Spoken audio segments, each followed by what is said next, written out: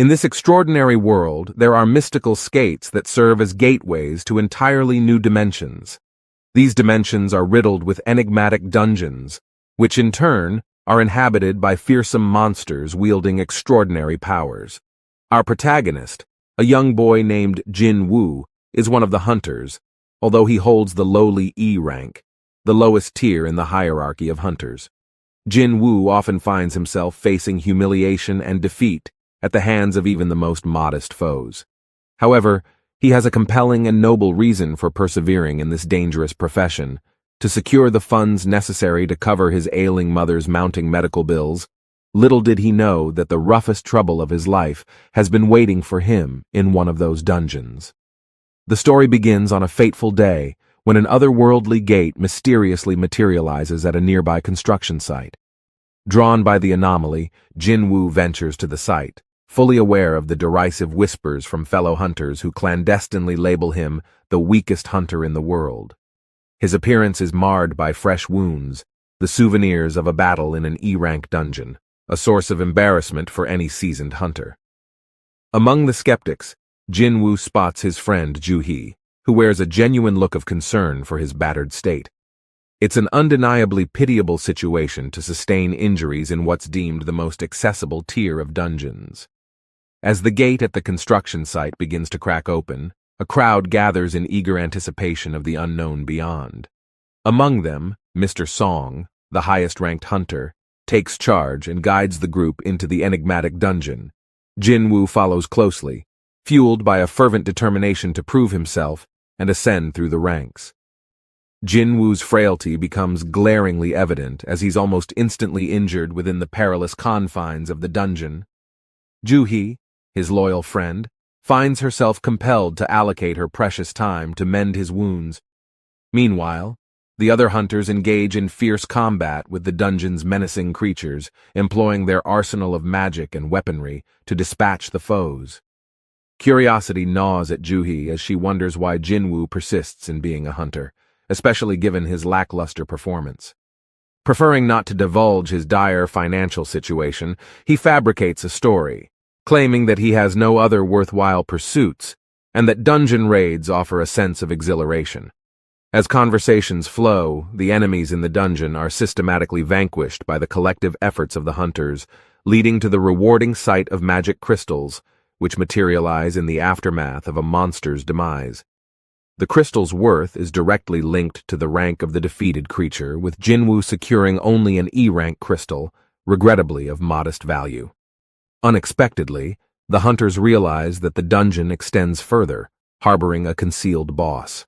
The prospect of confronting such a formidable adversary raises alarms among the group, sparking a debate about whether to press forward or make a strategic retreat. The vote ends in an inconclusive 8 deadlock, with Jin Woo cast in the decisive role. Despite recognizing the peril of the impending challenge, Jin Woo's thoughts drift to his ailing mother, burdened by exorbitant medical bills. In a pivotal moment, he casts his vote in favor of continuing the perilous journey.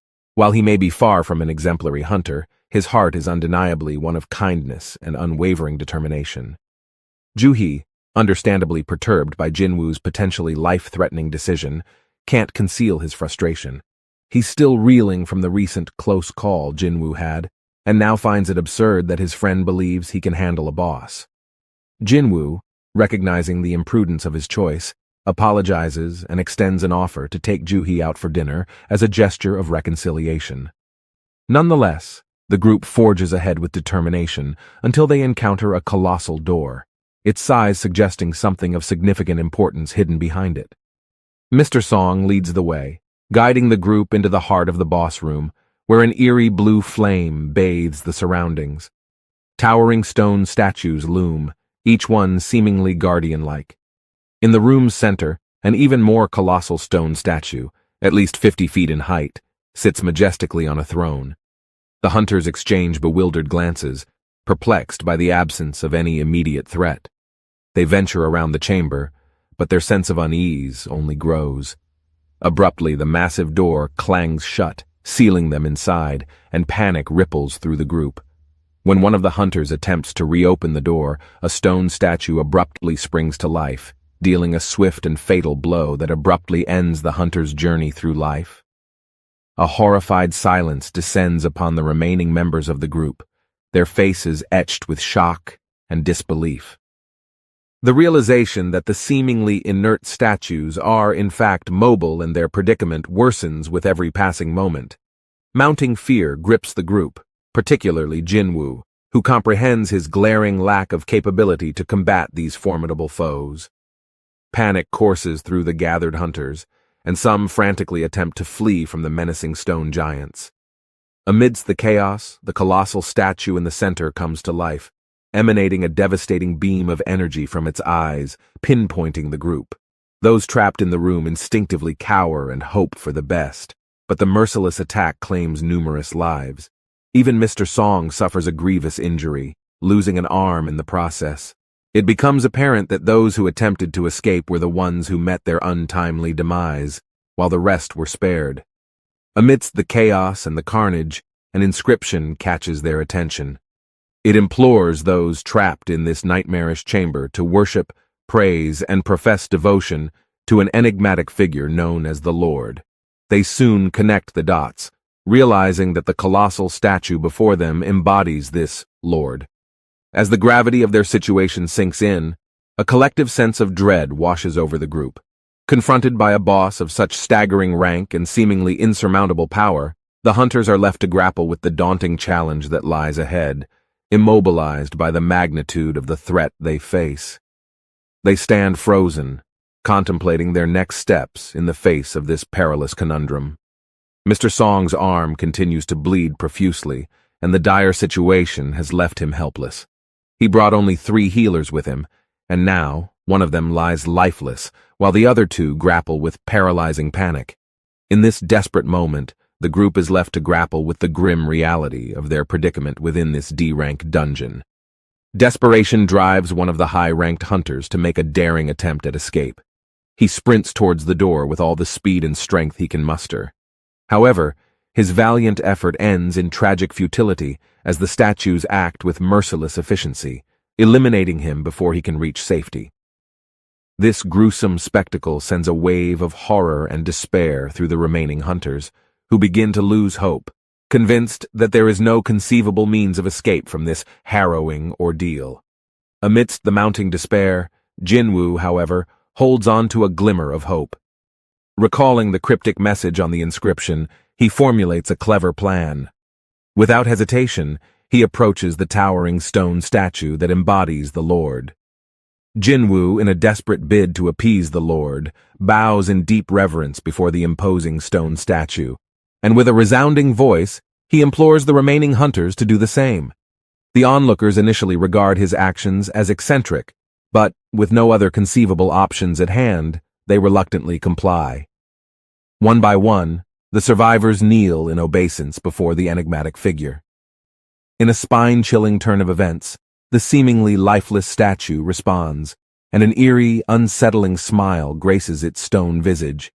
It's a disconcerting sight, but for the moment, it seems as though their efforts might have paid off.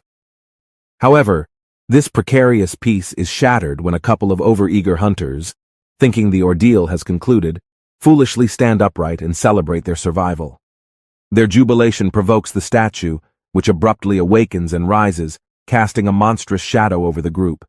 Its colossal head nearly touches the ceiling, a truly terrifying and menacing sight. The towering statue retaliates, attempting to crush the surviving hunters beneath its massive foot. Tragically, a few of them meet a grisly end, intensifying the fear that courses through the group. Thinking on his feet, Jinwoo recalls the cryptic inscription's second directive, to praise the Lord.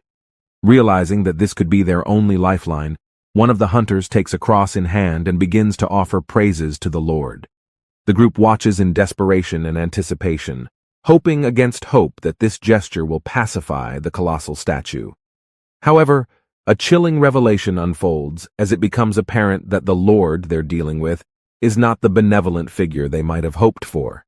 The statue, unmoved by the religious symbols and prayers, mercilessly crushes the hunter who mistakenly praised the wrong Lord under its immense foot. Amid the chaotic scramble for survival, Jinwoo clings to Juhi's hand, as the situation devolves into every person for themselves. They make a frantic attempt to distance themselves from the rampaging Lord. However, their escape is impeded as the other statues in the room spring to life and join in the assault. There is seemingly no refuge to be found. Remarkably, some of the statues wield instruments rather than weapons. Approaching these musical statues, they begin to play melodies, much to the pleasure of the Lord, who is momentarily appeased. Those fortunate enough to stand near these harmonious figures find themselves spared. Jinwoo and Juhee rush towards one such musical statue, but to their dismay, it remains silent since only one person can stand beneath it at a time. Recognizing the dire situation, Jinwoo makes a desperate break to find his own musical statue, with the Lord in relentless pursuit. The towering menace attempts to stomp him, but Jinwoo's sheer determination drives him to evade the violent statue's attacks, weaving through their onslaught. In what seems to be his final moments, with the Lord looming ominously over him, Jinwoo refuses to succumb to despair. He continues to crawl forward, inching closer and closer, until he finally reaches a musical statue of his own, which begins to sing, sparing his life. As the room fills with harmonic melodies, the Lord gradually calms down, and it becomes clear that this is what the cryptic inscription meant by "Praise the Lord." Jinwoo, however, pays a heavy price for his survival, as his leg is grievously injured, severed in the attack by the statue. Juhee, though relieved to be alive, is utterly drained and unable to tend to Jinwoo's grievous injury. The group of survivors, reduced to a mere 8, gradually regain their composure amidst the turmoil. However, their emotions are fraught with anger and blame, and they turn their ire towards Mr. Song, holding him responsible for the unfolding tragedy. Their quarrel is abruptly halted by the Lord, as it releases an imposing altar that crashes down upon the ground, producing a resounding thud that reverberates throughout the room. The inscription's cryptic directive now becomes evident, representing the third and final trial, to show devotion to your Lord. Each member of the group, one by one, approaches the altar and steps onto it. For every person who steps onto the altar, a ring of red flames surrounds them, encircling a ring of blue flames. As they do so, the chamber's door swings open, and the eerie stone statues within the room commence a slow, deliberate march toward them. The urgency of the situation becomes unmistakably clear as the survivors stand upon the altar, their fate hanging in the balance. If they don't confront this malevolent boss soon, the gates to dungeons will open entirely after 7 days, allowing the relentless monsters to spill through into the real world. Time is of the essence as the statues advance menacingly, and the group readies themselves for the final showdown. The harrowing test unfolds, and the group of hunters must maintain an unwavering gaze on the encroaching statues. If they so much as avert their eyes, the statues inch ever closer, relentlessly approaching their vulnerable targets with murderous intent. The blue flames on the floor serve as a grim timer, representing the limited time they have to endure this trial. Survival depends on their ability to persist until the very last blue flame is extinguished. Each hunter is acutely aware of the stakes, and they fix their unwavering gazes on the advancing statues, doing their best to withstand the mounting pressure and fear. However, there's a twist to the test. The hunters are free to leave the altar and flee through the open door to safety at any time. A glimmer of hope exists, yet it comes with a caveat. At least one person must remain on the altar for the door to stay open. They can't all escape this way, a fact that doesn't deter some of the hunters who become overwhelmed by fear and the relentless approach of the statues. They opt for the seemingly easier path, fleeing through the open door and leaving Jinwoo, Juhee, and Mr. Song behind. With the dwindling number of protectors and the sheer multitude of statues, the trio struggles to maintain their vigil, realizing that it's becoming an impossible task to watch all the statues at once. The situation grows increasingly dire as their options for escape dwindle.